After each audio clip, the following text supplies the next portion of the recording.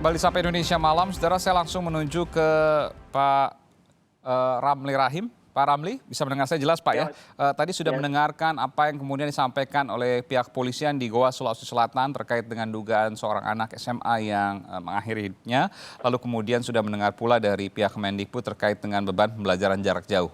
Apakah benar apa yang disampaikan oleh Kemendikbud bahwa sudah ada penurunan beban bagi anak terkait dengan PJJ? Terima kasih Mas Emma. Yang sebenarnya kita lihat yang dilakukan Kemdikbud itu adalah membangun kemerdekaan bagi sekolah dan anak didik. Kemerdekaan ini diberikan dalam format Merdeka Belajar, tetapi yang kami lihat di lapangan itu justru guru-guru ini jadinya jadi terserah gitu, mau jalan yang mana. Jadi tidak ada acuan yang malah jelas. Bingung maksudnya? Iya. Jadi kawan-kawan guru ini dengan sekolah-sekolah itu membuat kebijakan-kebijakan masing-masing. Karena Kemdikbud memang kan membuat kebijakan 3 kurikulum ya. Jadi mau ikut kurikulum K13 boleh, mau ikut kurikulum yang disesuaikan, yang tadi dibahas Kepala Puskurbuk itu. Kemudian kurikulum sekolah boleh. Jadi tiga kurikulum itu boleh digunakan oleh sekolah. Apakah kemudian ini sudah menurunkan tensi ketegangan antara guru, murid, orang tua? Karena orang tua juga mendampingi. Kita tidak melihat sama sekali itu terjadi. Jadi itu tidak terjadi di lapangan. Jadi masih tetap memunculkan ketegangan yang sama, yang tinggi? Sangat. Kenapa? Karena dari awal ketika saya mewakili Ikatan Guru Indonesia bertemu dengan Mas Menteri, itu kami sampaikan bahwa beban utama di persekolahan itu adalah jumlah mata pelajaran yang begitu banyak. Jumlah mata pelajaran di SMA itu kan 13, bisa sampai 16 di setiap sekolah. Masalahnya dengan jumlah mata pelajaran yang banyak ini adalah ada 16 guru yang tampil setiap minggu. Dan kalau masing-masing guru memberikan 1 tugas saja, berarti setiap siswa akan menjalani 16 tugas minggu. Dan itu harus tuntas, karena minggu depan akan ada tugas baru.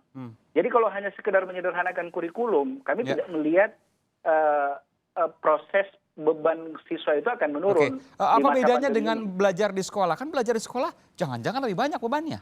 Oh, berbeda. Belajar di sekolah itu memang tatap muka dan jumlah PR yang diberikan guru disesuaikan dengan waktu mereka di rumah. Tidak banyak-banyak amat yang diberikan PR. Tapi kan di sekolah belajarnya juga banyak, mengerjakan tugasnya juga banyak. Iya, maka itu kami menyebutnya ini sebagai beban. Ini beban sekolahan yang memang sangat bukan berat. Maksudnya begini Pak Ramli, apa bedanya dengan di bangku sekolah? Di bangku sekolah katakanlah 6-7 jam mereka belajar atau bahkan lebih. Lalu kemudian masih ada PR juga yang kemudian harus dikerjakan. Tidakkah kemudian kalau kita bicara secara awam justru lebih berat ketika ada di bangku sekolah? Harus dibedakan pembelajaran online dengan pembelajaran di sekolah. Di sekolah itu poinnya? Kita fokus kalau ke sekolah. Tidak ada urusan lain selain urusan sekolah. Sementara di rumah banyak hal yang bisa mengganggu. Termasuk anak-anak harus membantu orang tua misalnya pada saat belajar. Ada adik-adik mereka yang mengganggu lah dan sebagainya. Jadi kalau misalnya persoalan sekolah itu dibawa ke persoalan rumah, ini jadinya lebih berat di rumah, belajar di rumah. Karena gangguan lebih banyak. Kalau di sekolah nggak ada yang ganggu kita. Apakah kemudian Anda sebagai pengamat pendidikan juga melihat ada jelas nyata banyak kemudian yang saya harus katakan buka-bukaan di sini, stres karena ini? Oh, sangat banyak yang stres. Saya sendiri punya anak di rumah kelas 10 SMA. Tugasnya itu luar biasa banyak. Hampir tidak pernah keluar kamar karena begitu banyak tugas yang dari jam berapa sampai jam berapa tidak pernah keluar kamar? Dari jam 8 pagi, Mas. Sampai? 8 pagi sampai malam pun dia masih kerjakan tugas, itu juga belum tuntas gitu. Nggak keluar kamar dari jam 8 pagi sampai jam 8 malam, 12 jam Iya, kadang-kadang harus dibawakan makanan ke kamar supaya dia bisa makanannya tetap normal berjalan. Ini terjadi di banyak siswa kita di seluruh Indonesia. Itu beberapa mata pelajaran ya, bukan hanya satu ya? Oh iya, kalau di SMA itu bisa sampai 16 mata pelajaran. Satu hari maksud saya? Jadi 13 yang wajib, kemudian ditambah dengan mata pelajaran tambahan, lokal dan sebagainya. Jadi kalau kita bicara SD, SMP, SMA makin tinggi, makin berat bebannya ketika PJJ ini? Makin tinggi, makin banyak jumlah mata pelajaran yang dijalani siswa, makin berat pula beban yang harus dijalani. Kemudian SD itu kan gurunya hanya 1 kadang-kadang.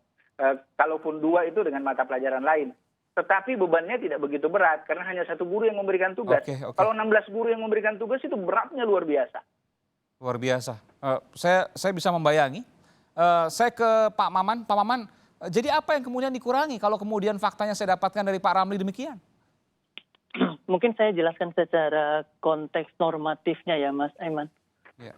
Jadi begini, kita berada dalam kondisi darurat saat ini. Betul? Nah, jadi istilahnya sense of crisis-nya yang saya kira perlu ditekankan di sini oleh oleh sekolah maupun oleh guru-guru ya di sana. Jadi sense of crisis dalam arti kata kita berada dalam kondisi darurat seperti itu. Jadi saya kira itu yang pertama. Pak, sebelumnya saya tanya Pak, kita ya. dalam kondisi darurat betul, apakah kemudian Kemendikbud sudah menerapkan kurikulum darurat? Saya akan juga tampilkan hasil Litbang Kompas terkait dengan harapan dari masyarakat dengan kurikulum darurat. Saya akan tampilkan seperti ini. Pertanyaan saya kepada Pak Maman, ini kita baca dulu. Setujukah Anda pemerintah membuat kurikulum darurat 74,4%, ini hampir 3/4-nya. Responden menyatakan setuju. Pertanyaan saya, apakah dalam keadaan darurat seperti yang Bapak sampaikan tadi, Kementerian Pendidikan dan Kebudayaan sudah membuat kurikulum darurat? Iya, sudah di-launching oleh Mas Menteri saya kira sekitar 1 bulan yang lalu ya, kurang lebihnya. Bentuknya Ya, Pak? Merdeka Belajar tadi? Kurikulum darurat itu adalah bentuk sederhana dari kurikulum nasional. Jadi mungkin sekitar 40% kurang lebih ya, bervariasi untuk setiap mata pelajaran di sana untuk KD-KD yang esensial yang kemudian tercantum di dalam kurikulum itu. Jadi 40%, jadi hanya dikurangi dari 100% ke 40%. Itu bervariasi untuk setiap mata pelajaran. Logikanya bagaimana mungkin Pak ketika sudah dikurangi 60%-nya, tapi tadi disebutkan oleh Pak Ramli, anaknya dia belajar dari jam 8 pagi sampai jam 8 malam tanpa keluar kamar, susah untuk keluar kamar, full 1 hari.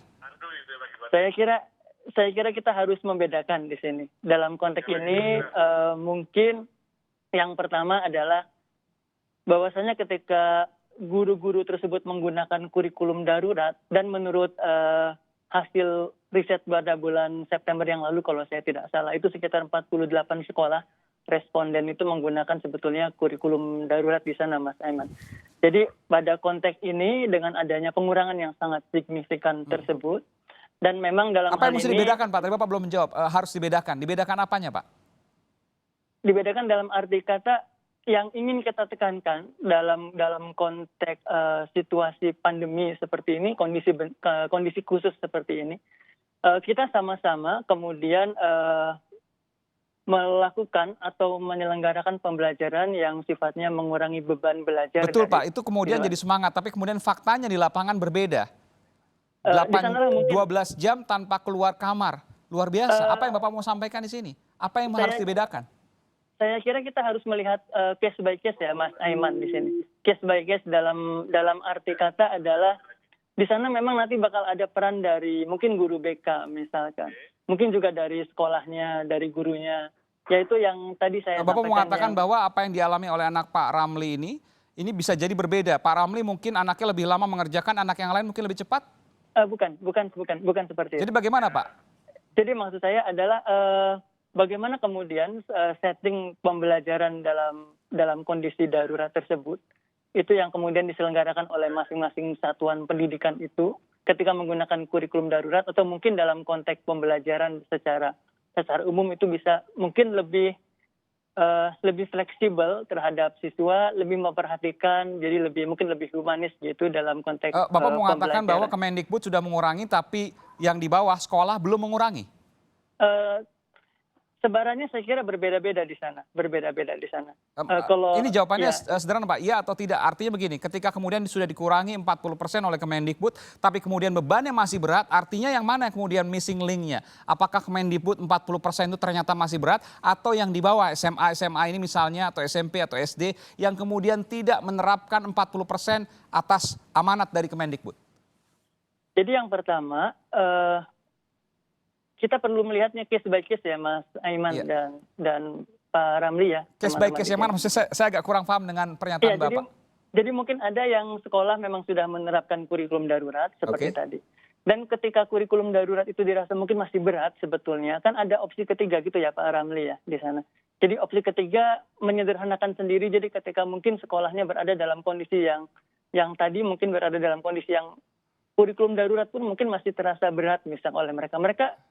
pemerintah membuka opsi yang ketiga, yaitu melakukan penyederhanaan kurikulum secara mandiri. Permasalahan begini Pak, saya Ya. belum mendapatkan jawaban dari Bapak. Kalau seandainya sudah dikurangi hingga 40%, lalu kemudian masih berat di bawah, lalu di mana missing link-nya? Apakah kemudian 40% ini ternyata bebannya masih berat, atau yang di bawah sekolah-sekolah ini, guru-gurunya memberikan beban pelajaran ternyata lebih dari 40% yang diamanatkan oleh Kemendikbud? Pertanyaan saya sederhana sesungguhnya.